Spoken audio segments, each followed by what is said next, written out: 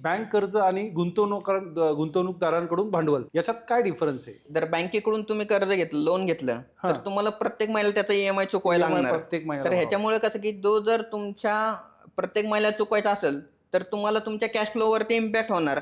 पण ते जर तुम्ही इन्व्हेस्टरकडून किंवा भांडवलदाराकडून जर पैसे उभारले, तर तुम्हाला प्रत्येक महिन्याला त्याचं रिपेमेंट करायची आवश्यकता नाही किंवा ईएमआय द्यायची आवश्यकता नाही.